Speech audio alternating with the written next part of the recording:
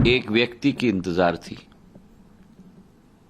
एक हस्ती की इंतजार थी, एक भारत माता के गौरवान्वित बेटे की इंतजार थी, प्रधानमंत्री नरेंद्र मोदी जी के रूप में। एक संकल्पित व्यक्ति जब निकलता है तो असंभव कार्य भी संभव हो पाता है। क्या वजह मानते हैं कि राम मंदिर इतने दिनों तक नहीं बन पाया? चूंकि आपने पॉलिटिक्स में एक लंबा सफर तय किया है, किन वजहों? एक व्यक्ति की इंतजार थी,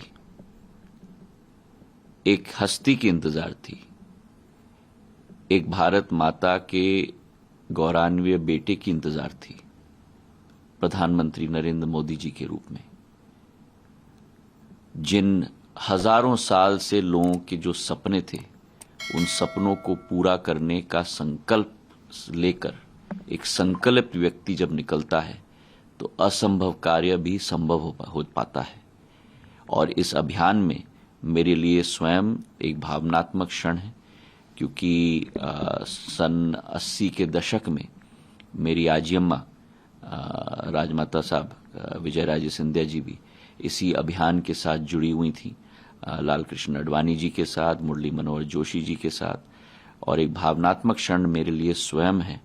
और एक, जैसे मैंने कहा, एक व्यक्ति, एक भारत माता के बेटे की इंतजार थी जो उस संकल्प को सिद्धि में परिवर्तित कर पाए, और वो हस्ती प्रधानमंत्री नरेंद्र मोदी जी के रूप में, जिन्होंने आज की पीढ़ी नहीं लेकिन हजारों साल पुरानी पीढ़ियों के सपनों को साकार करने में पूर्ण अपना योगदान केवल नहीं दिया, लेकिन क्षमता के आधार पर वो पूर्ण रूप से साकार करवाया है। और 22 जनवरी, जैसे प्रधानमंत्री जी ने स्वयं कहा, इस साल में 3 दिवाली होंगी।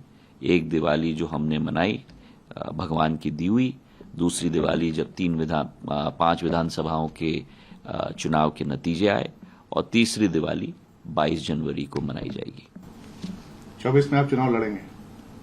जो पार्टी कहेगी, पार्टी का सिपाही हूं, जो पार्टी कहेगी मैं करूंगा।